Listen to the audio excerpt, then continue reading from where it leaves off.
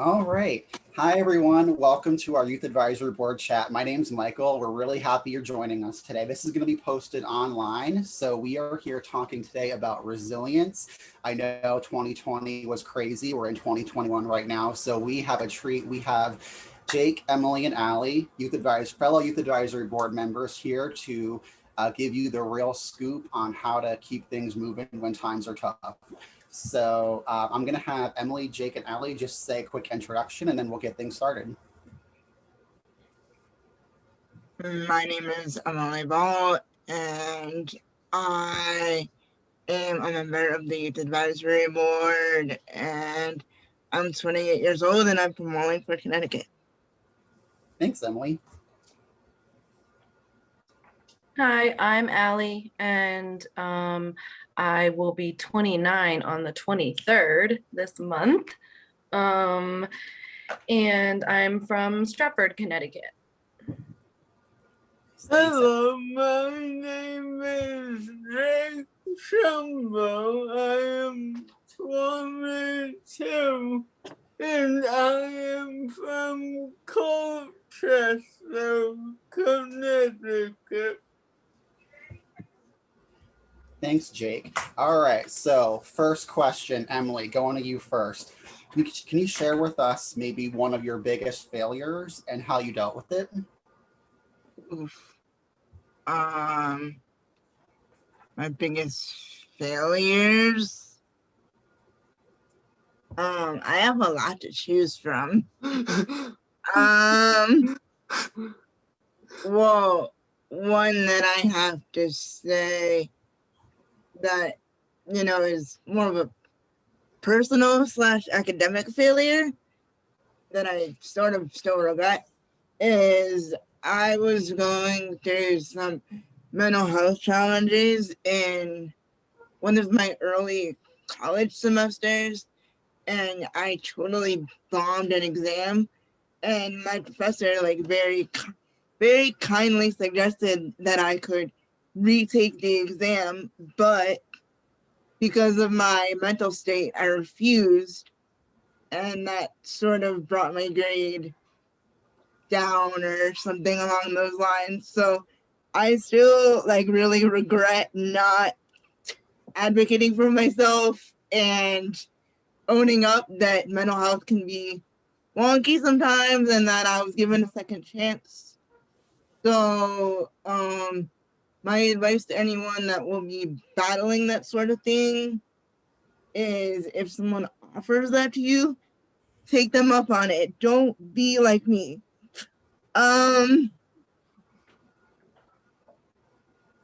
was that wasn't a very smart choice. No, thanks for sharing, Emily. And so I know, obviously you're super smart and you're a great student. So I think that kind of, as we'll all hear about tonight, I think there can just be so much pressure on students, on young adults. We'll keep talking about that. Thanks for sharing. Allie, how about you? I think for me, it's hard for me to figure out a failure because for so long in my life, I looked at everything as failures and it hindered me so much. So now but I feel like I've always been a failure to just my protecting myself and when it comes to taking care of me, because I've always am known to put other people first, or I don't stand up for myself, or I don't know how to say no, or I don't know how to say yes, or whatever. And I feel like I really had let myself down the most when I had a relapse after I was sober for a good amount of time and went through some pretty tough stuff. I had a relapse that no one expected, including myself. So that felt like a big failure of my recovery and letting myself and my own promises down.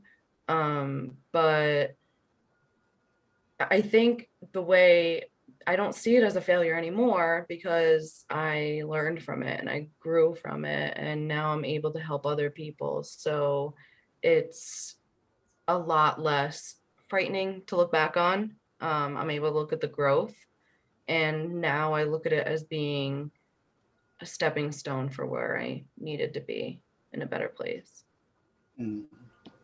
No, I love that. I think a gem I picked up from that, Allie, is you really flipped what was negative to a positive. So you learned and grew from that experience. And that's what Yeah, resilience is all about. And Jake, how about you? What has been a failure for you and how did you overcome it? I wouldn't really call it a failure. It was more of a challenge. I haven't always had a disability. Mine was acquired after an accident, so it was a huge challenge and adjustment to my life. Everything that I could do before was very difficult and or if not impossible to do after. So I wouldn't say it's bouncing back since my life isn't how it was, but I have found a new road. That road has led me to new opportunities and new experiences, which have been very positive in the end. Thanks for sharing, Jake. I mean, what I'm really hearing from that is acceptance and gratitude.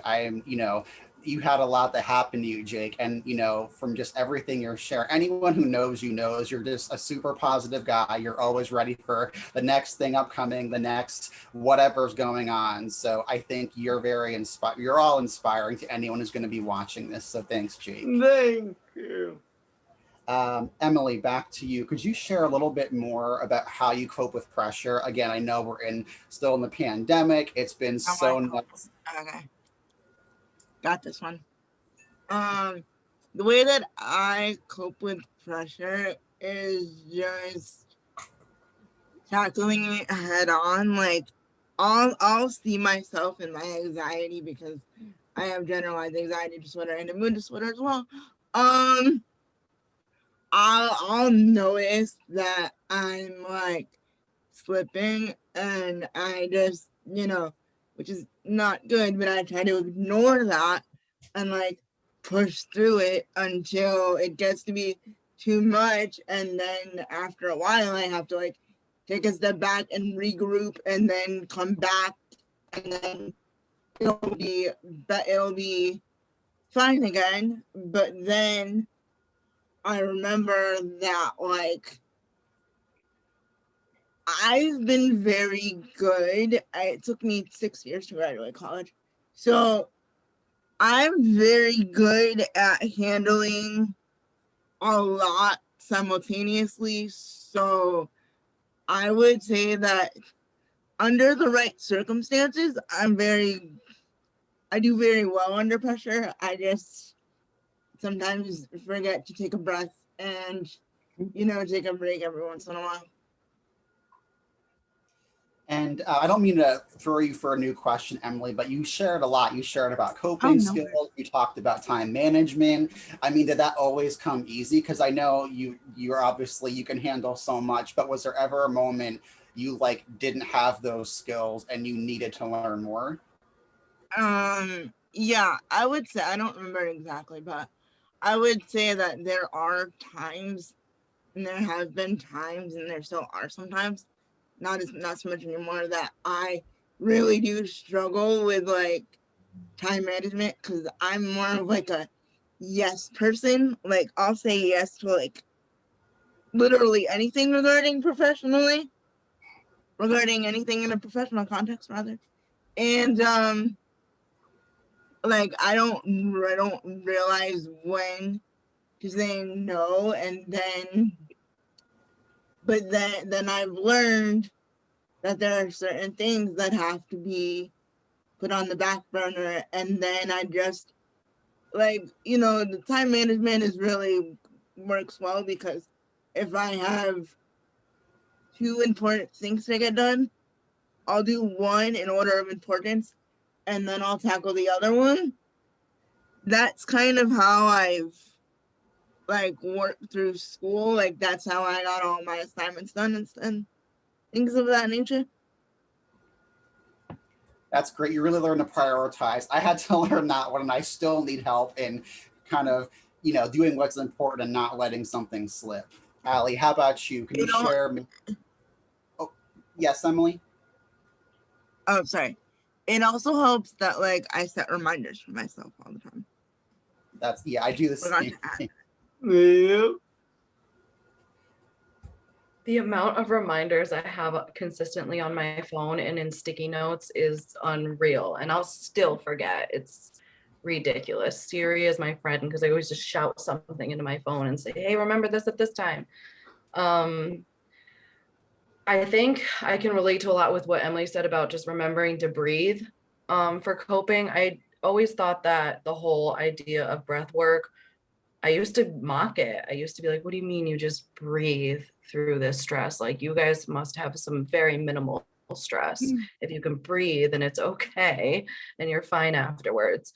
But it wasn't until I was forced to put it into practice where I learned, like, oh, wait, this actually seems like it would be more working than I expected. It calmed my nerves, it calmed my heart rate, it calmed everything. And then I was able to allow breathing to be something that I jump right into when I'm having a panic attack or getting triggered or any other symptoms are coming up. Any coping skills I've learned through other people, peers who have gone through the same thing. I've just tested them all out, the other things that people have done. And therapy is one of my number one resources. And I've learned through therapy that sound healing works well for me. Holistic healing like that, crystal healing, things like that work really well for me. And of course, I can't forget my support team. I have a significant other that's so supportive. I have a great friend. I have a great family. So I think if I didn't have that cheerleading squad, I would not be able to cope with pressure as well as I'm able to. That's awesome. And what you shared, Allie, I think you shared 2 big things I'm picking out is just your own self-awareness. So you can really kind of pinpoint when something's going on and kind of stop and shift that. And then I think the other big thing is you really highlighted you're more than your mind. I think maybe a lot of us, we can get caught up in the tornado of our racing mind and oh my gosh, what's going on? So I love how you do the breath work, and you kind of can, you just realize you're more than your thoughts, more than what's going on in your head. So thanks for sharing that. And Jake, over to you. Can you tell us how you cope with some pressure? Well, for me, humor is how I cope with a lot of things, including pressure. I try to find humor in the situations, or just try to lighten the mood, but it certainly helps me deal with the pressures that I may be feeling. Jake, that one is it's so simple, but it's so huge, because if you can't laugh at yourself, at life, there's a phrase I heard, if you're not going to laugh, you're going to cry sometimes. So it's just, I love that perspective on life, Jake. Thanks for sharing. Sure. So Emily, back to you. So could you share maybe what parts of yourself or your personality help get you through tough times? What parts of myself? One big thing that I don't really think about too much, but just for a little backstory, I was born 3 months early than I was supposed to be, and I was in the hospital for 3 months just to catch up with a lot of different things, and that a normal baby would. So I would say that like that made my personality like stronger and a fighter and all that kind of thing, because a lot of people look at me and they don't know that I was so medically fragile as an infant. So part of that, and also part of that is I am not the kind of person that just like sits there and doesn't do anything. Like, I mean, I'm basically like, I'm the kind of person that like wants to be doing things constantly. Like, even when I'm not doing anything, I want to be doing something. So I think that's part of like my anxiety, like, so I don't have to think about like my anxiety too much. So yeah, that's about sums it up for me. Well, you're a fighter from day one, Emily, and you're ambitious and you go, go, go. I love it. Thanks for sharing. Allie, how about you?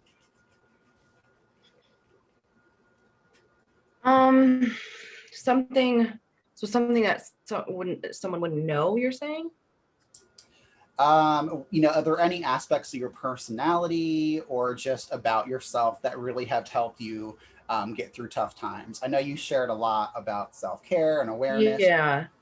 I gotta go with humor too. When Jake mentioned humor, getting through tough times, sometimes my humor can be a little too dark and I have to tone it down sometimes, um but then again it works for me, so whatever. But that I have a very bubbly personality, and outgoing.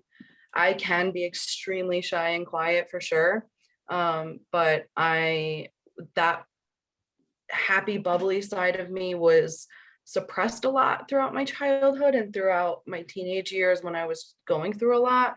So I thought about it and I was like, you know what, why not be that bubbly person? I can get back to that. And as I found healing and started working on myself, that natural personality of that bubbly, outgoing, friendly face was easily coming up to surface, for sure. And I think me having that caretaker type personality has helped me a lot in my role, but it's also burnt me out at the same time. So I'm learning kind of how to balance that.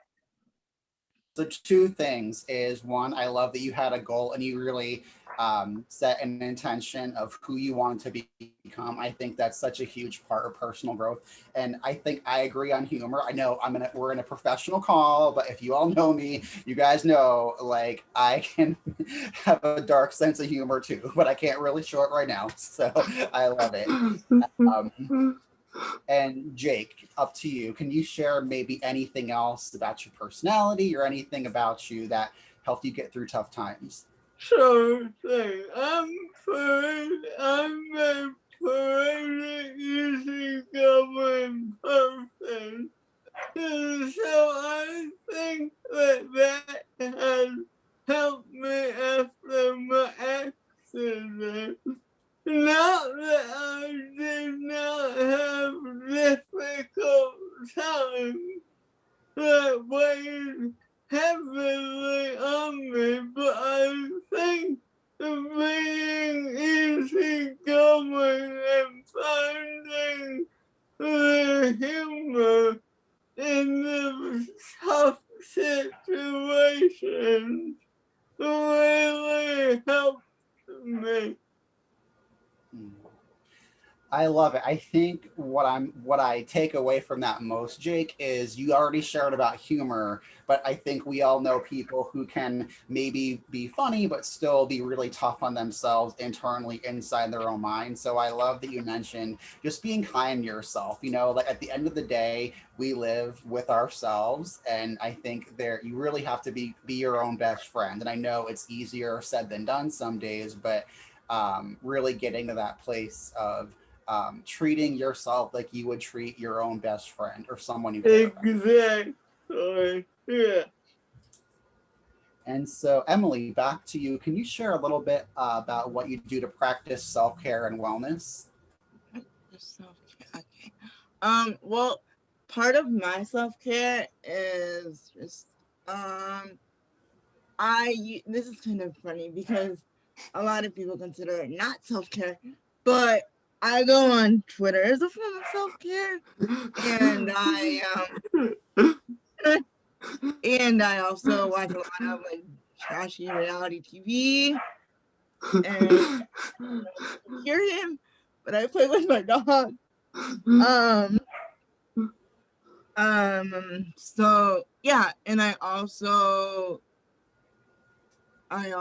just like I have times where like my brain just like zones out. So even though that's not necessarily self-care, I think that helps to rewire my brain. So I think self-care is really just whatever it means to you and however you feel the need to take care of yourself. Like for example, like I'm an avid reader, so not so much recently, but I do love to read, so like that escapism is really important to me. That's awesome, Emily. Thanks for sharing. And you're right. I think when we think of self-care, sometimes we think of the more personal growth, but totally TV, reading, anything goes as long as you feel happier and more relaxed. Definitely. And also, I I always want to get like a new piercing or a tattoo, so that's awesome. Treating. Allie, how about you? I know you talked a little bit about self-care already, but is there anything you want to share to viewers right now? Well, I'm like Emily, where I use my pets, reading. My cats are my life. And for me, the beach is always my safe place. So if I'm really having a hard time or it's a rough day or really gotta, disassociate in a healthy way, I go to the beach and my mind can just get lost at the beach for sure. Or sometimes just taking a walk can help, or just sitting outside and just, taking fresh air, break type thing, or being in the sun. That's always been very helpful for me. That's awesome. Yeah, nature is so powerful. It's a great healer. Jake, how about you? How do you practice self-care? I practice it by exercising every day. Usually a few times a day. I've kept my physical therapy appointment in place. I eat well and I try to focus on the positive aspects of social media. The staying out of politics and the things like that drag you down. That's awesome, Jake. And I heard from all three of you how you really make self-care a priority. I know I didn't send you this in advance, but is there anything you all could share if someone out there maybe doesn't know how to start incorporating self-care or maybe doesn't feel like it's a priority? Do you all have anything you'd want to share about that? You can just kind of jump in on that. I think that any hobby that you have already, like you can just like make a conscious effort to tell yourself that you're caring for yourself, even though you don't think about it that way. I mean, self-care is sort of a, notion that like people understand, but they don't understand. So if you make a conscious effort to call it self-care, it'll really sink in that you're caring for yourself. Thanks, Emily. Yes.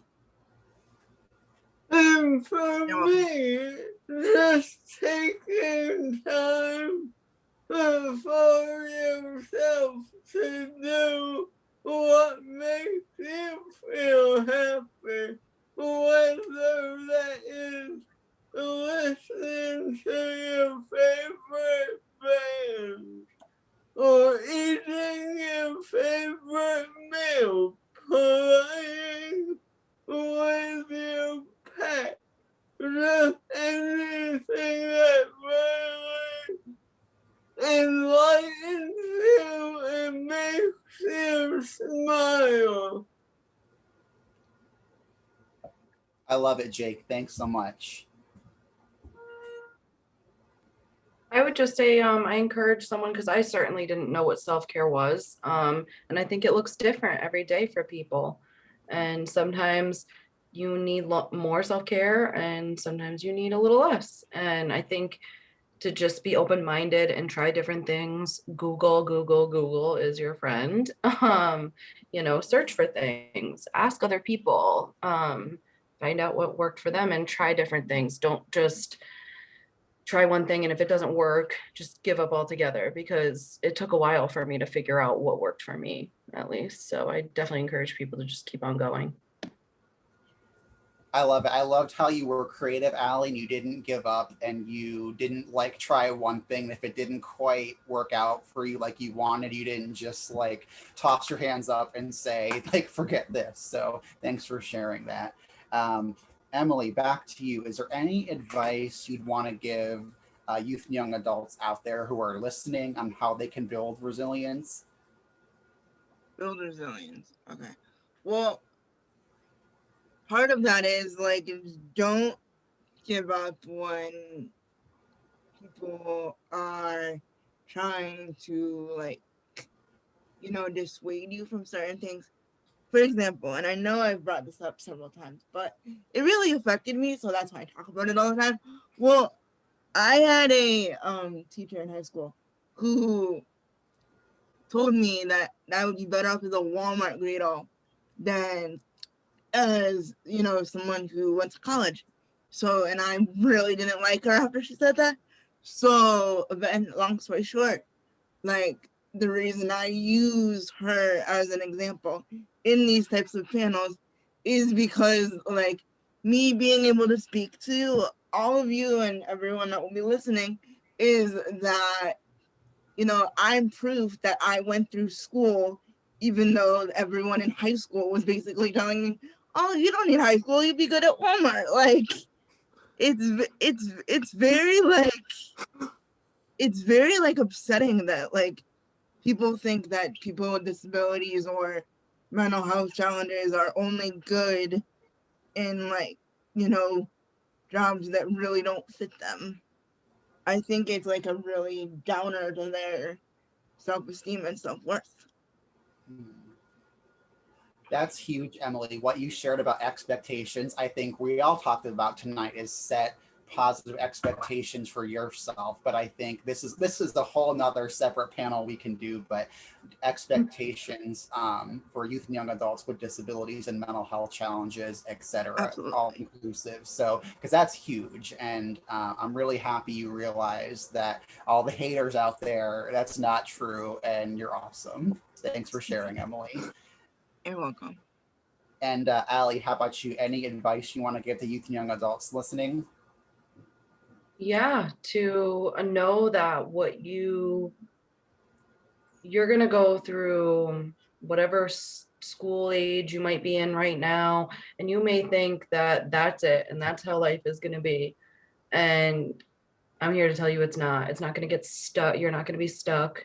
It may feel that way sometimes, but there's always sun shining above the clouds, I always say. So even though there's clouds, like, there's still a sun up there, and you're going to become so proud of yourself as you grow and look back, and you're going to look back and see all the ways you doubted yourself and other people doubted you, and you're going to be able to look back and be so proud of yourself. And I had a similar experience as Emily did, that you had somebody that was literally in a role supposed to encourage you and support you and be like your biggest cheerleader, especially for your future. Oh my gosh, for a teacher to say that just bothers me. But I've had that same thing where it's supposed to be somebody that's supposed to have your back, and instead they give you some backhanded advice, compliment that's passive aggressive, and then you show them up and you show them out. And I always like to tell people, like, I didn't get to where I am because of you. I got to where I am in spite of what you said to me and how you made me feel, because there's going to be times where you're going to feel horrific about yourself, or someone's going to say something to you that's going to make you feel terrible. But if you listen to their voices and let that become your own, you're going to stay stuck. That's when you will stay stuck. And if you start to realize, wait a minute, no, I am worth it. I am able to do something, and just try. Even if you fail, so what? You could do it again. You try something new. There's always something new to try. There's always something new to be good at, something to find passion of. And as long as you find something that in your heart you feel is genuine and connects with you and resonates with you, then just find a way to do it the rest of your life and get other people involved and impact other people too. That's awesome. Two things I got from that, Allie, is, I mean, I've shared this before in other panels we've all done, but my big joke is like, I feel bad for the people who peak in high school. Like, if you look back in high school, etc., was like your best years ever. I'm like, what do you have left? Because I had not that great of a high school, middle school experience. I struggled all through, my first, I'm still getting my degree, but early on in my college experience. So you're right that it can feel really overwhelming for a lot of young people out there, and I'm really happy to hear, Allie, how you've overcome that and are doing better than ever. So thanks for sharing. And Jake, last and definitely not least, so what advice do you have for youth young adults? I think for me, staying positive is a big one. Learning from mistakes and not being afraid to try again or seize opportunities too. After getting knocked down, you need to build your self-esteem back up. That is really important for your success, because if you don't feel you can, you will not. I love it. I love, Jake, again, how you shared, really, it's what you believe really does come true. So with you thinking positive and setting that goal of what you want, you'll get there. So Allie, Jake, Emily, is there anything else, open floor, before we wrap up for tonight? Anything else you want to share before we close out? Just in general. Right, yeah. Yeah. So I think that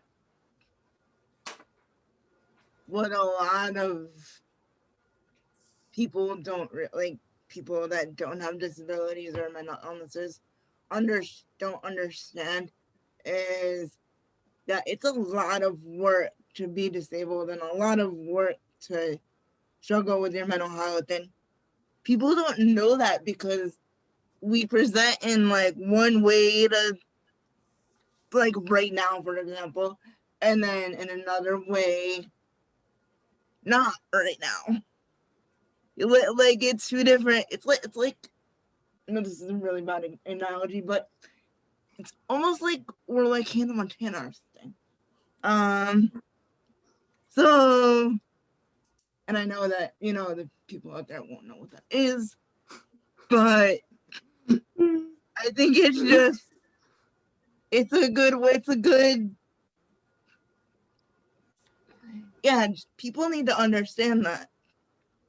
being able to like use a motorized wheelchair, or like being able to like not take as many courses in college. It wasn't fun for me to not get my degree in the time that other people did. Like I was annoyed that that my mental health forced me to play the long game with my college years. But like what it boils down to is basically you don't need to like try to conform to what other people and society as a whole wanting to. Yeah. Wow, major mic drop from Emily, because I just got a lot of wisdom there. I think a couple things I want to follow up with. I think you said something really powerful where, if I got it correctly, correct me if I'm wrong, Emily, is like a lot of us, which is true, at least for me, is even if you're going through something like this week, I've had like a super high anxiety week. I'm anxious today, but like, again, we're in professional mode now. So I think two things come from that. I think, we all have great coping skills. Doesn't mean it's going to be perfect, but I think all four of us can, for the most part, we're pretty okay with asking for what we need in the moment. But there's a lot of young people out there who may not have those skills yet. So that's why we do what we do.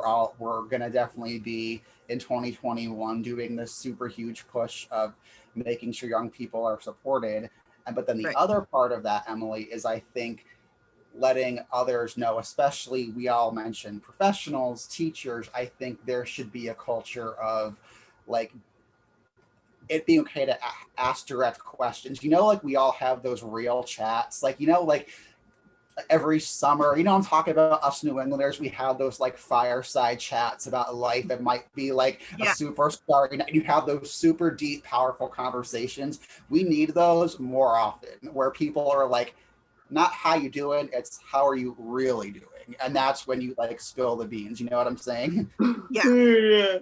And like one thing that I don't know if this will be helpful, but I know I'm just probably saying it to get it out there, but like don't be embarrassed to like tell your academic advisor that you have a general anxiety disorder, or like you have a bipolar disorder like I do. Like that was really big for me to like let my academic advisor know that I struggle with that, because as far as he knew, I only have my physical challenges.